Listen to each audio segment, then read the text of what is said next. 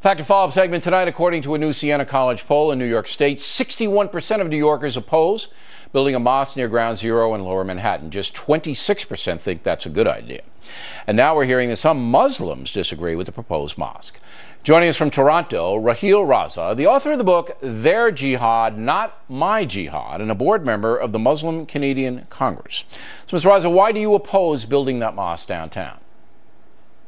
Well, I oppose the idea along with other members of the Muslim Canadian Congress because it's confrontational, it is in bad faith, and it doesn't really set up any kind of dialogue or discussion on tolerance. Well, the pro-mosque forces, including the mayor of New York City, say, number one, to deny the mosque would be a slap in the face of freedom of religion, and number two, the reason that the community center mosque is wanted there by the Muslims involved is to show respect for the victims of 9/11. You're not buying that?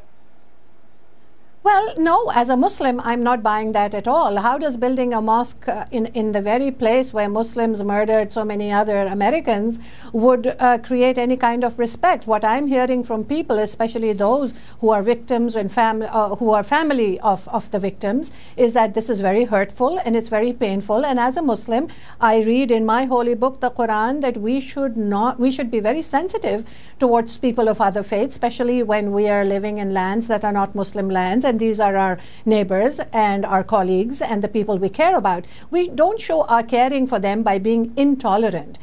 Building a mosque or a place of worship in the particular spot across the street from Ground Zero is a slap in the face of all Americans. I mean, New Yorkers have experienced this pain, and the people who are behind this project are themselves Americans and New Yorkers.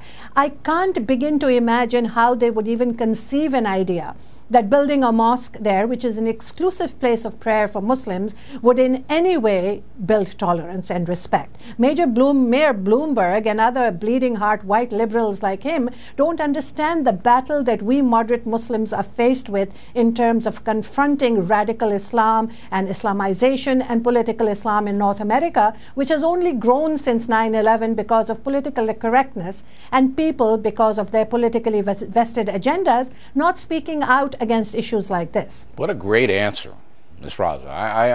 I have to compliment you. That was about as articulate a indictment of this whole crazy thing that I've heard.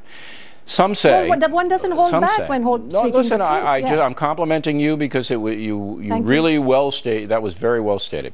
Some people say that this Imam Rauf wanted to gloat, wanted to put a mosque there to send a signal to radical Muslims that this was a victory. You buying that? Well, it could be. Imam Faisal Abdul Rauf has previously had a reputation for being a very pluralistic, visionary man. I will say that for him. So it came as a double surprise when I heard that he and his wife were the sort of brains behind this idea. But you know, $100 million can help people sell their souls. So who knows what goes in the minds of people? And the big question that we have also is, where is this funding coming from?